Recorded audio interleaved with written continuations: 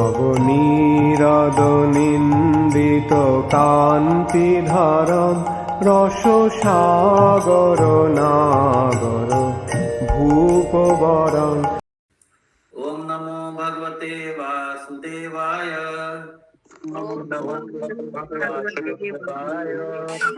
ओम नमो भगवते वासुदेवाय।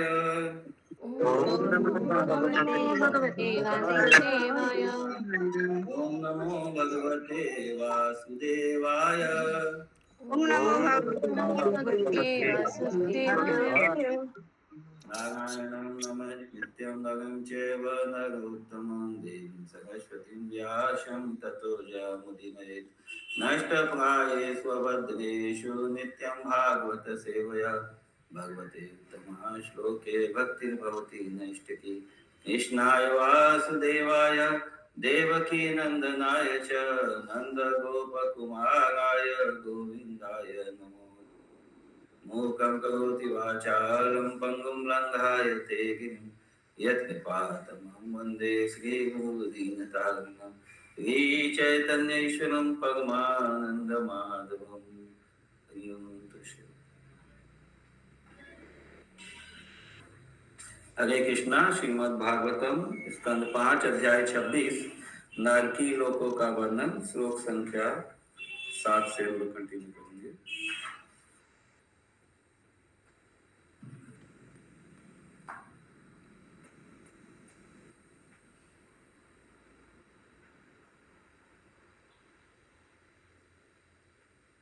तत्र के नरकानेक विशन्ति गणयन्ति यथ तांस्ते।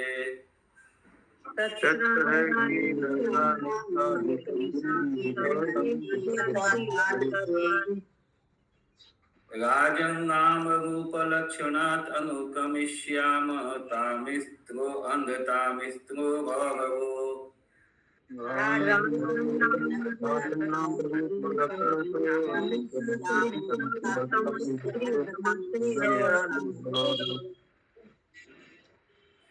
महारव कुंभिपाक कालसूत्रमसि पत्रवनम्।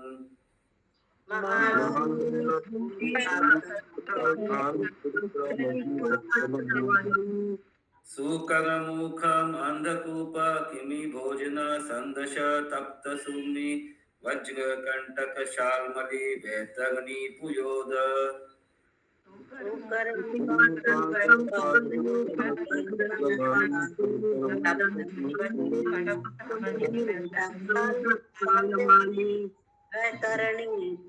प्राणरोधो विशंसन लालाभक्ष शालमेयादनम् अवीची। अवीची अयपानम् इति किंच क्षारकर्दमो। प्राणरोधो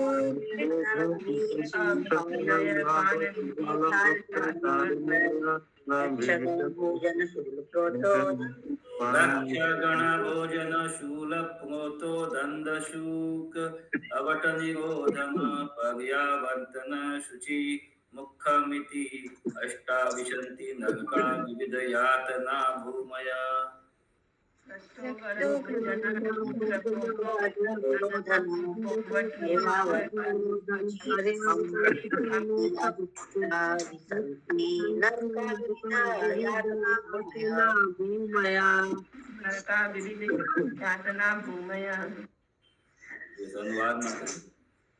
कुछ विद्वान नरक लोकों की कुछ संख्या 21 बताते हैं तो कुछ 28। हे राजन, मैं क्रमशः उनके नाम, रूप तथा लक्षणों का वर्णन करूंगा।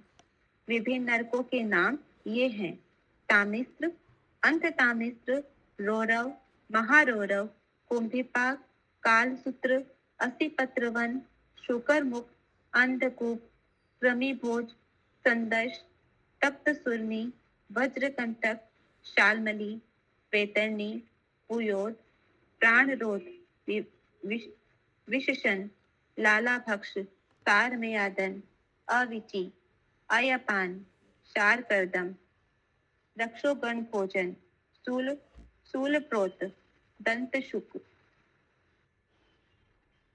दंतशुक, अवट निरोधन, पर्यावर्तन, तथा सूची मुक्त। ये सभी लोग जीवात्माओं को दंडित करने के लिए हैं। हरे कृष्ण।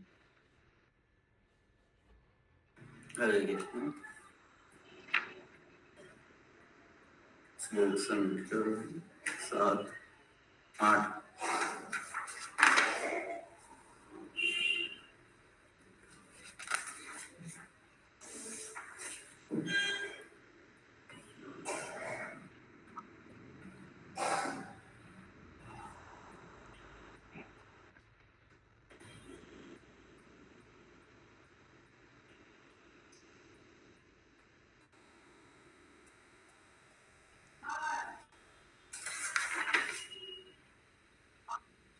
तत्र यस्तु पराभित्तापत्य कलत्राण्य अपहरति स हि कालपाशबद्धो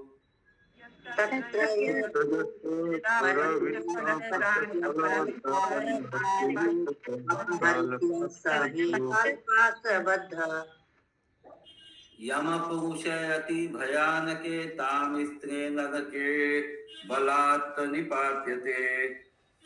यम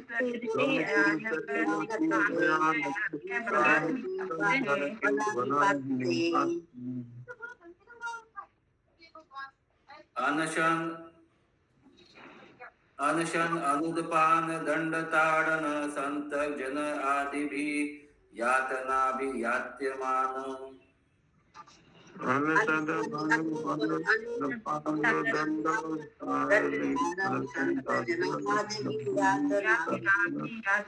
जन्तु यत्र काश्मलम् आशादित एकदेवमुच्यमुपायाति तामिस्त्रप्राये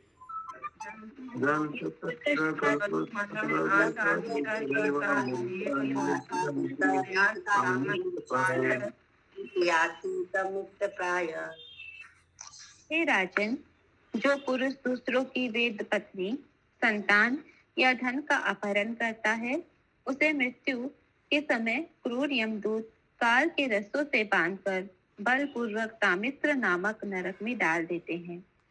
इस अंधकारपूर्ण लोक में यमदूत पापी पुरुष को डांटते, मारते, पीटते और प्रताड़ित करते हैं। उसे भूखा रखा जाता है और पीने को पानी भी नहीं दिया जाता।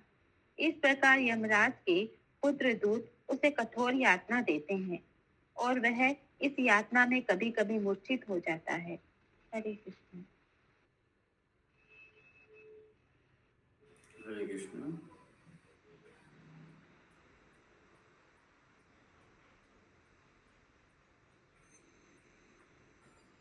श्लोक संख्या 9।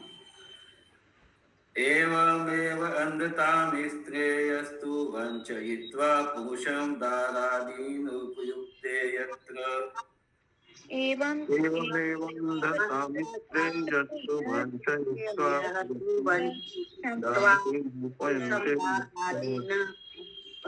शरीरी निपात्यमानो यातनास्थो वेदनया नष्टम् अर्ति नष्टाभिष्निष्टि च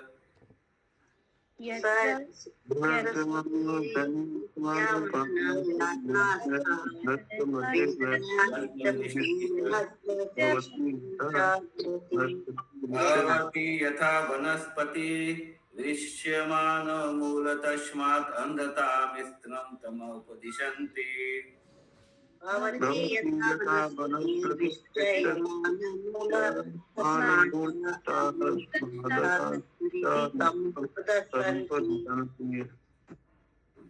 व्यक्ति किसी दूसरे व्यक्ति को धोखा देकर उसकी पत्नी तथा संतान को भोगता है, वह अंधतामिस्त्र नामक नरक में स्थान पाता है। वहां पर उसकी स्थिति जड़ से काटे गए वृक्ष जैसी होती है। अंधतामिस्त्र में पहुंचने के पूर्व ही पापी जीव को अनेक कठिन यातनाएं सहनी पड़ती हैं। ये यातनाएं इतनी कठोर होती है कि वह बुद्धि तथा दृष्टि दोनों को खो बैठता है। इसी कारण से बुद्धिमान जन इस नरक को अंधतामिस्त्र कहते हैं। हरे कृष्ण। हरे यस संगिनी माता जी। हाँ, हरे कृष्ण प्रभु। जैसे गरुड़ पुराण में कुछ मिलता जुलता बहुत इससे तो गरुड़ पुराण अलग से है, किसी भागवत से लिखा हुआ है? नहीं, वो अलग पुराण है। गरुड़ पुराण अलग पुराण है पूरा।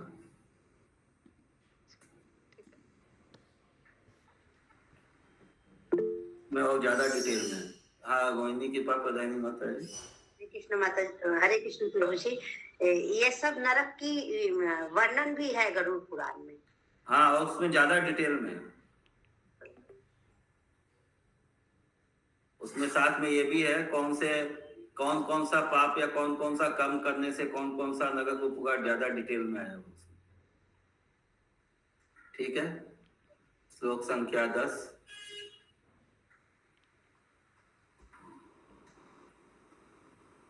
यत् इह वा एतत् अहमिति मामेदमिति भूतद्रोहेण केवलम्।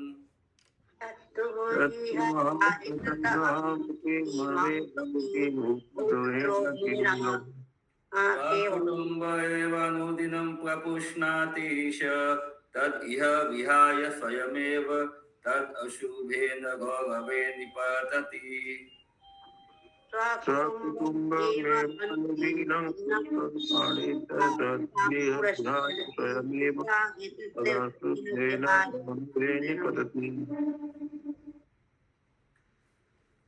अनुवाद।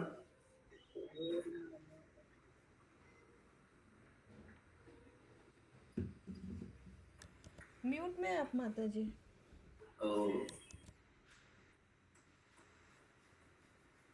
ऐसा व्यक्ति जो अपने शरीर को स्वयं मान लेता है, अपने शरीर तथा अपनी पत्नी और पुत्रों के पालन के लिए धन कमाने के लिए अहर्निश कठोर श्रम करता है, ऐसा करने में वह अन्य जीवात्माओं के प्रति हिंसा कर सकता है। ऐसे पुरुष को मृत्यु के समय अपनी तथा अपने परिवार की देहों को त्यागना पड़ता है और अन्य प्राणियों के प्रति की गई ईर्ष्या का कर्म फल यह मिलता है कि उसे रौरव नामक नरक में फेंक दिया जाता है।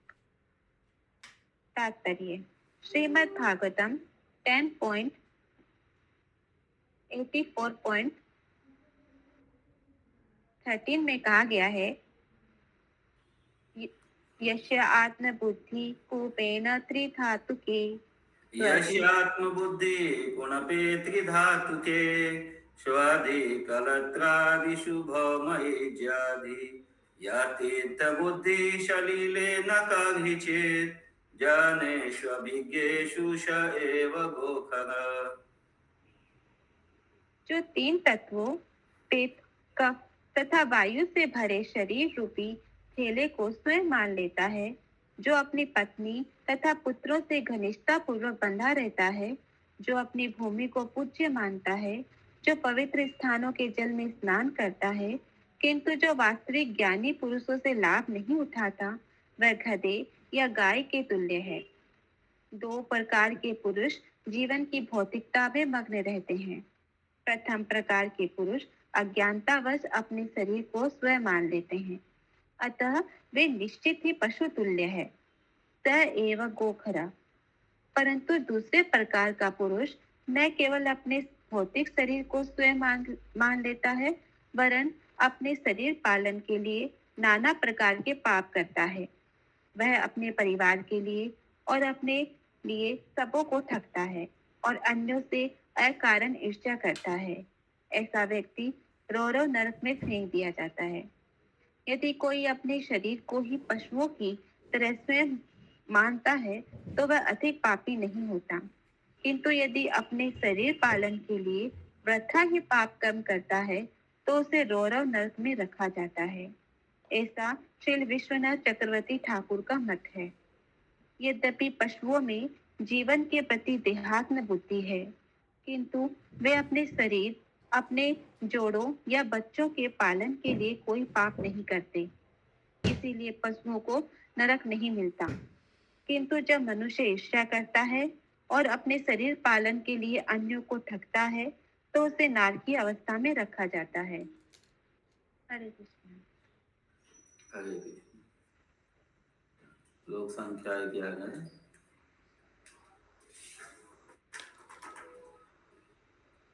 ये तु यः यथा एव तमुनाभिहिंसिता जन्तव परत्र यमयातनामुपगतम्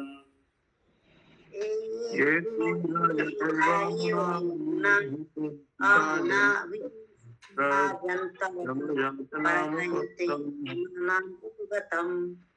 तैव भूमवो भूत्वा तथा तमेव विहिंसन्ति तस्मात् भगवमिति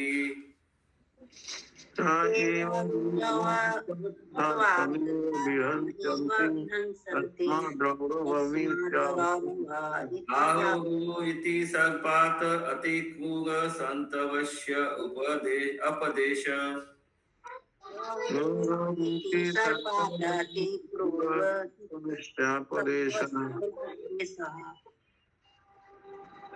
इस जीवन में ईर्ष्यालु व्यक्ति अपने जीवात्माओं के प्रति हिंसक कृत्य करता है। अतः मृत्यु के पश्चात यमराज द्वारा नरक ले जाए जाने पर जो जीवात्माएं उसके द्वारा पीड़ित की गई थी, वे रूढ़ नामक जानवर के रूप में प्रकट होकर उसे असह्य पीड़ा पहुंचाते हैं। विद्वान लोग इसे ही रौरव नरक कहते हैं। रूढ़ सर्प से भी अधिक ईर्ष्यालु होता है और प्राय इस संसार में दिखाई नहीं पड़ता। तात्पर्य: श्रीधर स्वामी के अनुसार रूढ़ को भार श्रृंग अतिकृष्य भार श्रृंगाख्य सत्वस्य अपदेशः संज्ञा भी कहा जाता है। श्री जील गोस्वामी ने अपने ग्रंथ संदर्भ में इसकी पुष्टि की है। रूढ़ शब्दस्य स्वयं मुनिनेव टीका विधाना लोकेश्व प्रसिद्ध एवायम जंतु विशेष। इस प्रकार भले ही इस जगत में रूढ़ दिखाई न पड़ते हों, लेकिन शास्त्रों में इनके अस्तित्व की पुष्टि होती है। हरे कृष्ण। हरे कृष्ण। श्लोक संख्या 12। एवमेव महाबाहो यत्र निपतितं पुरुष एवमेव महारो यत्र निपतितं पुरुषं कव्यादानाम गुरुवस्तं कवेन घातयन्ति केवलं देहं भग कव्यदानाम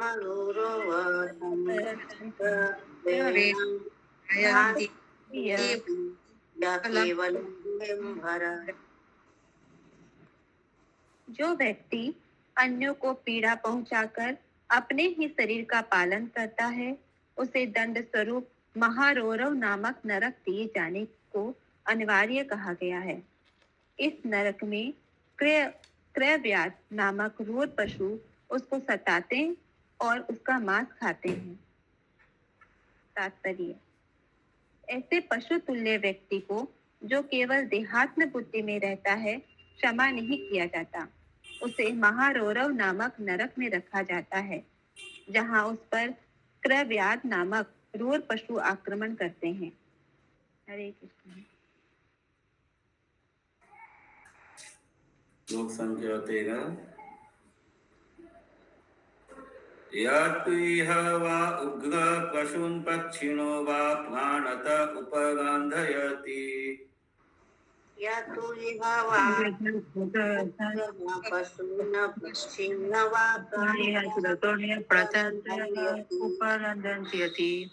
तम् अपकरुणं पुरुषादे अपि विगहितम् अमुत्र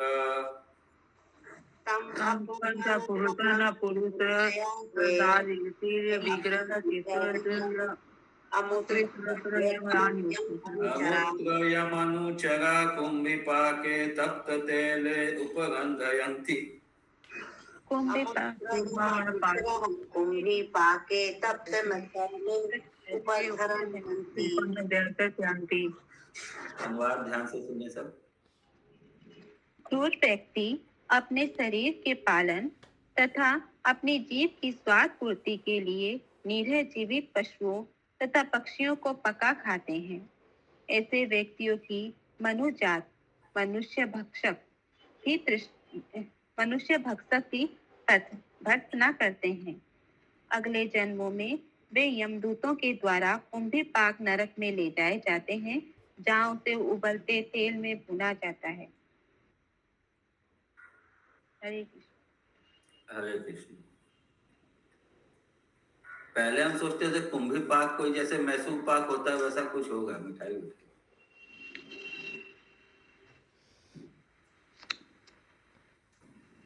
उबलता तेल कुंभी पाक है प्रभु। हाँ उबलता हुआ तेल कुंभी पाक है, हाँ हाँ, वो मैसूर तो पाक पता नहीं है। था। अभी जो छोड़ दिया, जो पहले खाता था अब तो छोड़ दिया, उसका क्या होगा? जो पहले खाता था तो उसका तो पाप लगेगा ही। जब तक फुल्ली भगवान के सरेंडर नहीं होंगे, भगवान के प्रति पूरा सरेंडर होंगे तो हम तुम सब पापे भी हो मोक्षे श्यामी मां सोचे। मैं 10-15-20 साल तो खाया। अद्भुत प्रभु बोल रहे हैं तू, आगे बोल। यस अद्भुत चरण प्रभु जी। प्रभु जी, यमदूतों के लिए मैसूर पाक है। आगे बोल, यमदूतों का मैसूर पाक है। हरे कृष्ण।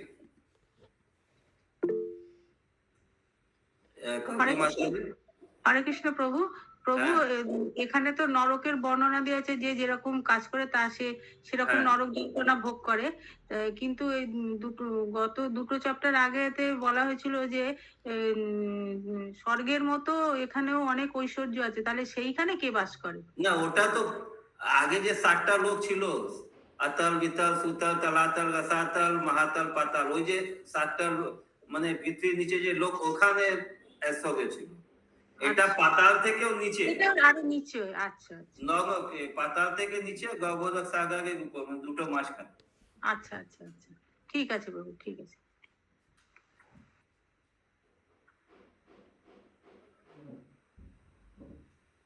এখানে নারকী ঐশ্বর্য আছে। ऐश्वर्य नहीं मिलने वाला है माता जी। ये नारकी ऐश्वर्य, नारकी ऐश्वर्य, नरकों में पूरा कि हम लोग को कुछ नरक ही मिलेगा और ये बोलिएगा ऐश्वर्य मिलेगा, वो सब नहीं मिलने वाला है।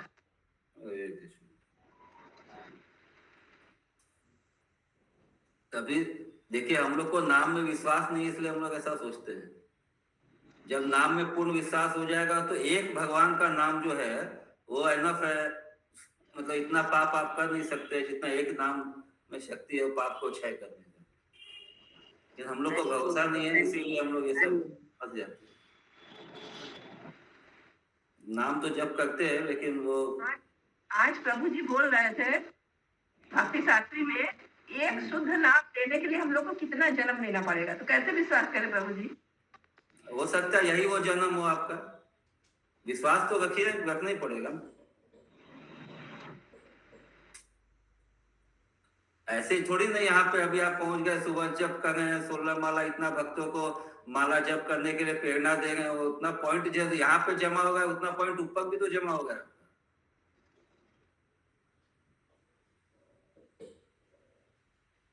लोक संख्या 14।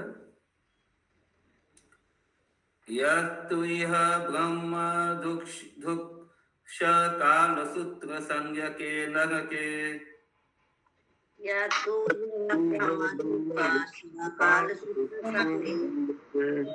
काल सूत्र संज्ञ के आयुर्योजन परिमंडले ताम्रमये तप्त खले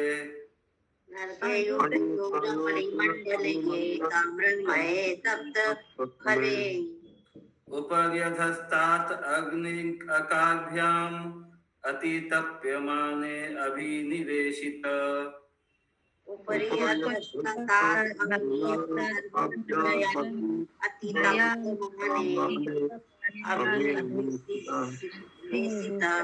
उत्पिपाशाभ्याम च द्रह्यमाना अंत बहिः शरीर अस्तिशेते चेष्टते अवतिष्ठति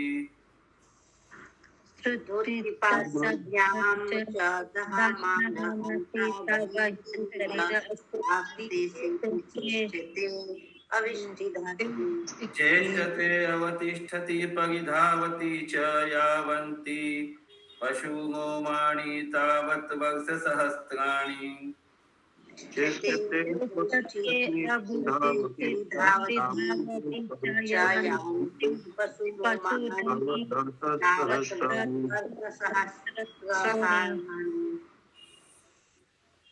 ब्राह्मण हंता को कालसूत्र नामक नरक में रखा जाता है, जिसकी परिधि 80,000 मील है और जो पूरे का पूरा तांबे से बना है। इस लोक की ताम्र सतह ऊपर से तपते सूर्य द्वारा और नीचे से अग्नि द्वारा तप्त होने से अत्यधिक गर्म रहती है। इस प्रकार ब्राह्मण का वध करने वाला भीतर और बाहर से जलाया जाता है। भीतर वह भूख प्यास से और बाहर से झुलसा देने वाले सूर्य तथा ताम्र की सतह के नीचे की अग्नि से झुलसता रहता है। अतः वह कभी लेटता है, कभी बैठता है, कभी खड़ा होता है और कभी कभी इधर उधर दौड़ता है। इस प्रकार वह उतने 1000 वर्षों तक यातना सहता रहता है जितने कि पशु शरीर में रोमों की संख्या होती है। हरे कृष्ण।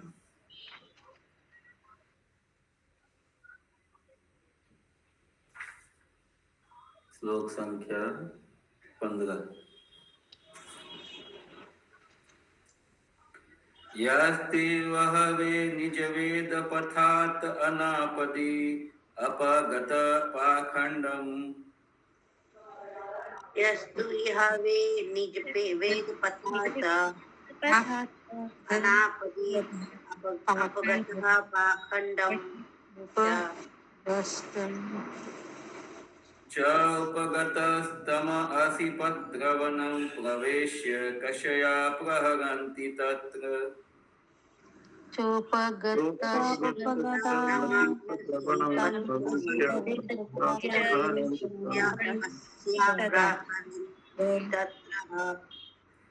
आशो इत तत धावमान उभयत धारे तालवनशिपत्रेष्यमान असोइता तथा धावमान उभयतः धारे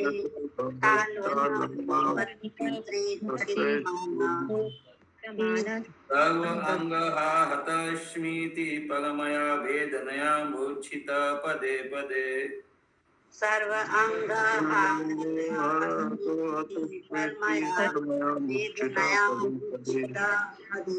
पतति स्वधर्मा पाखंडा अनुगतं फलं भुक्ते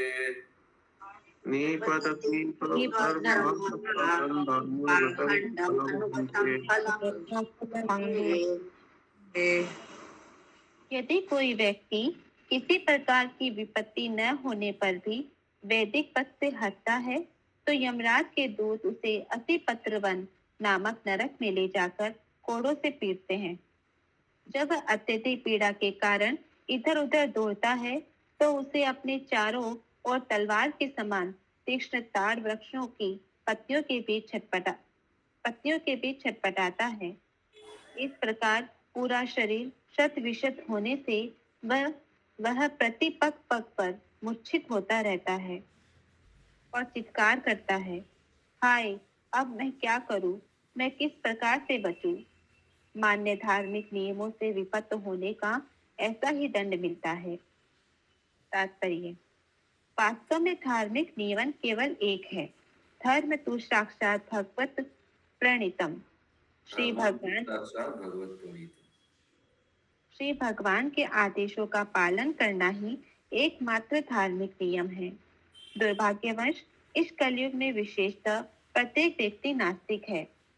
मनुष्य ईश्वर में विश्वास तक नहीं करते, उनके वचनों का पालन तो दूर रहा। निज वेद पद का यह अर्थ भी हो सकता है किसी के अपने धार्मिक नियमों का समुच्चय। प्रारंभ में केवल एक वेद पद अर्थात धार्मिक नियमों का समुच्चय था, अब अनेक हैं। कोई चाहे जिन धार्मिक नियमों का पालन करे, मात्र बंधन यह है कि वह उनका कठोरता से पालन करे। नास्तिक वह है जो वेदों को नहीं मानता, किंतु यदि कोई भिन्न धर्म पथ का अनुसरण करता है तो इस श्लोक के अनुसार उसे चाहिए कि वह उसका अनुसरण करे। कोई चाहे हिंदू हो या मुसलमान अथवा ईसाई, उसे अपने ही धार्मिक नियमों का पालन करना चाहिए।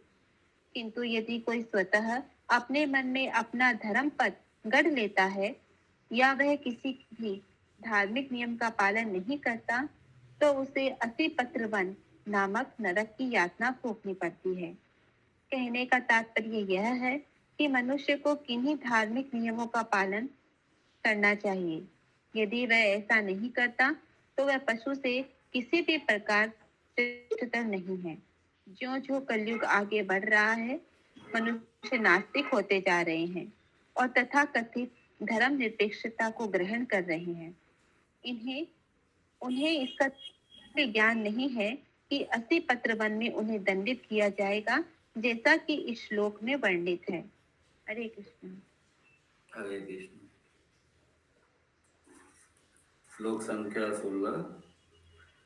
यस्तु इह वे राजा राजपुरुषो वा अदण्डये दण्डं प्रणयति ब्राह्मणे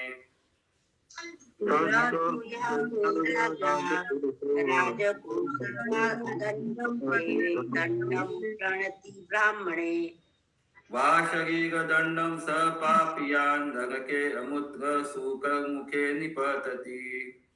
वा शरीरदण्डं स पापीयान् नरके तत्र अतिबले विनिष्पयस्यमाण अवयव यथा एव इह इक्षुखण्ड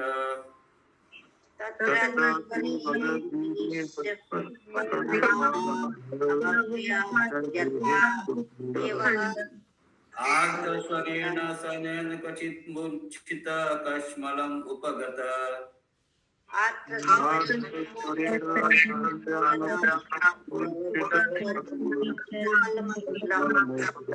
यथा एव हि अदृष्टदोष उपबुद्धा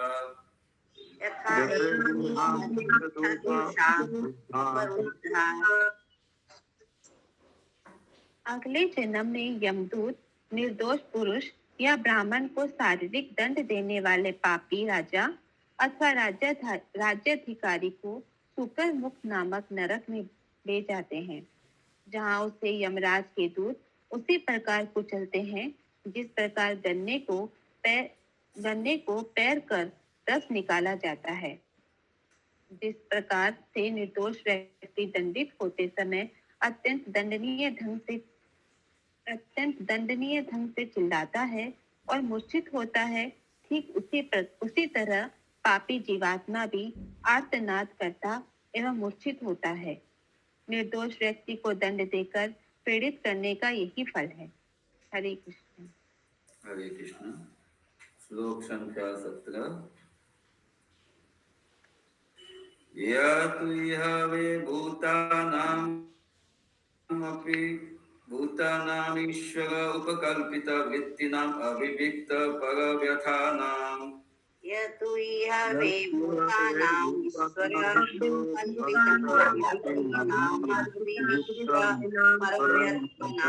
स्वयं पुरुष उपकल्पित वृत्ति विविक्त परव्यथामाचरतीश स्वयं पुरुषोपकल्पितः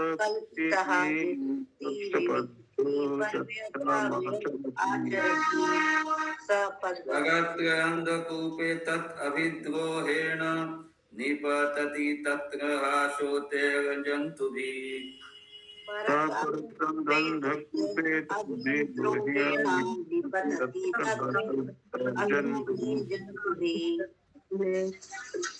पशुमिग पक्षी सरीसृपे मशकमु युका मत्कुण मक्षिकादिभिः ये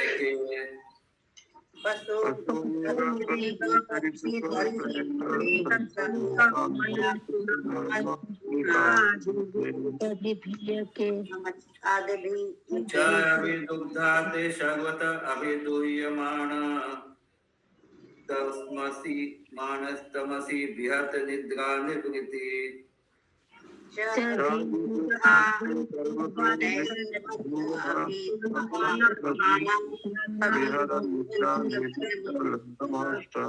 अलभ्यवस्थान परिक्रामति यथा कुशरीरे जीव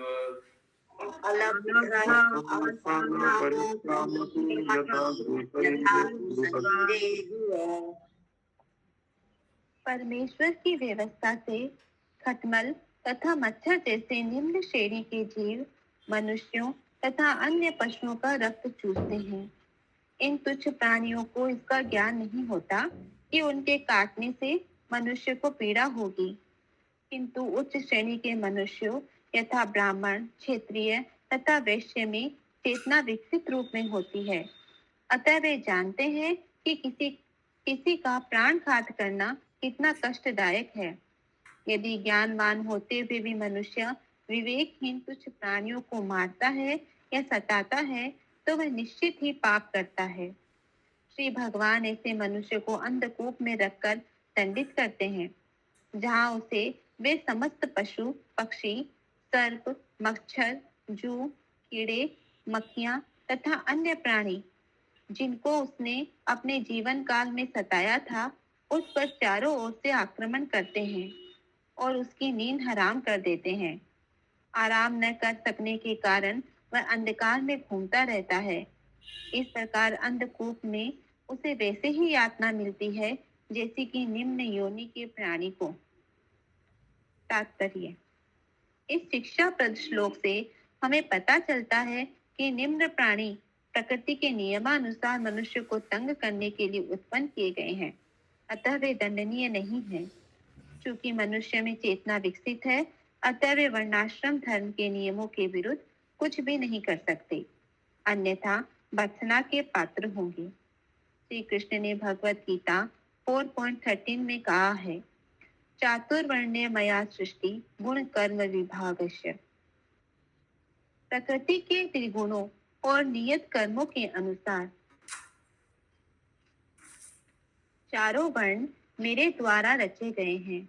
अतः समस्त मनुष्यों को 4 वर्णों ब्राह्मण, क्षत्रिय, वैश्य तथा शूद्र में विभाजित करना चाहिए और उसे निर्दिष्ट नियमों के अनुसार कर्म करना चाहिए। वे उन नियमों से तनिक भी विपत नहीं हो सकते। इन नियमों में से एक में बताया गया है कि उन्हें किसी पशु को यहाँ तक कि जो मनुष्य को सताते हैं उन्हें भी कष्ट नहीं पहुंचाना चाहिए। यद्यपि शेर किसी पशु पर आक्रमण करके उसे मारकर उसका मांस खाता है, तथापि वह पाप में नहीं है।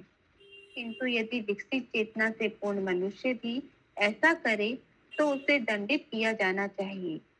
दूसरे शब्दों में, वह मनुष्य जो अपनी विकसित चेतना का उपयोग नहीं करता वरन उल्टे पशुवत व्यवहार करता है, वह अनेक नरकों में दंड पाता है। हरे कृष्ण। हरे कृष्ण। आज का अंतिम श्लोक संख्या 18।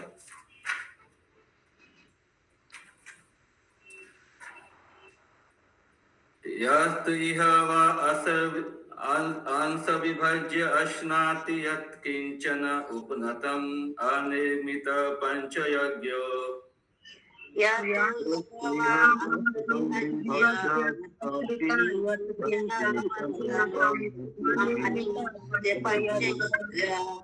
वायश संस्तुत परत्र किमि भोजने नरकाधमे निपतति तत्र शतसहस्र योजने।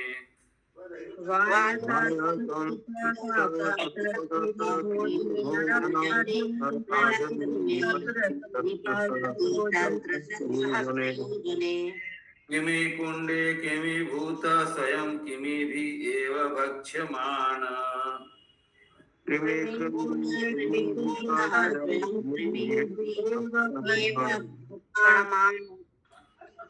किमि भोजन यावत् तत् अप्रहूत अनिर्वेशम् आत्मानं यातयते।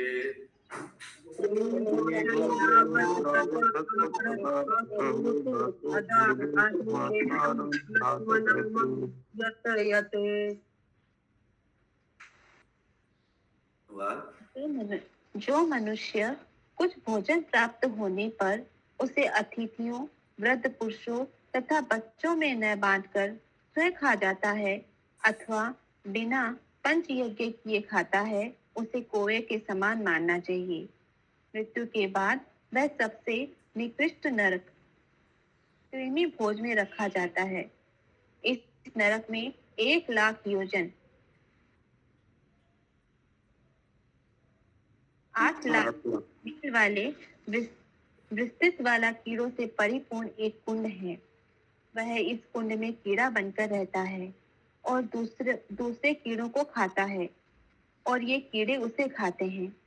जब तक वह पापी अपने पापों का प्रायश्चित नहीं कर लेता, तब तक वह कृमि भोज के नारकीय कुंड में उतने वर्षों तक पड़ा रहता है जितने योजन इस कुंड की चौड़ाई है। तात्पर्य: भगवत गीता 3.13 में कहा गया है, यज्ञ शिष्टासिन संतो मुच्यन्ते सर्व कल्विषे पूज्यते त्वे त्वघनं पापाये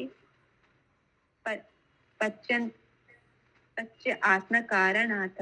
ये पचन्ति आत्मकारणात्। यज्ञ से बचे भोजन को करने वाले भगवत भक्त सब पापों से मुक्त हो जाते हैं, किंतु जो इंद्रिय तृप्ति के लिए भोजन बनाते हैं वे तो पाप ही खाते हैं। हमें सारा भोजन श्री भगवान से प्राप्त है। एको बहुनाम यो विदधाति कामान।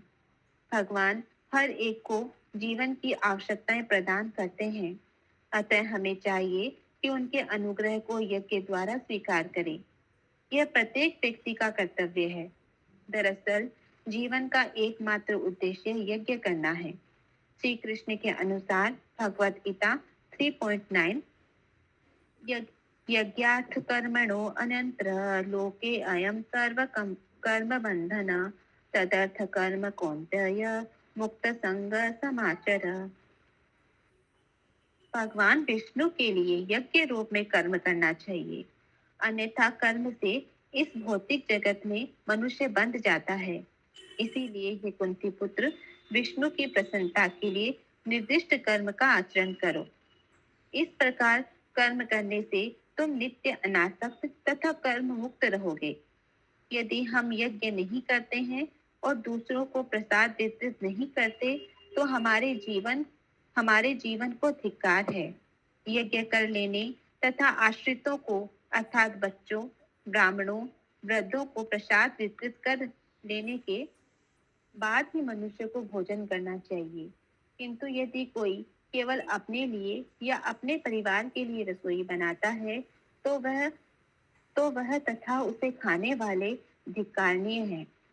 मृत्यु के बाद उसे कृमि भोज नामक नरक में डाल दिया जाता है। हरे कृष्ण।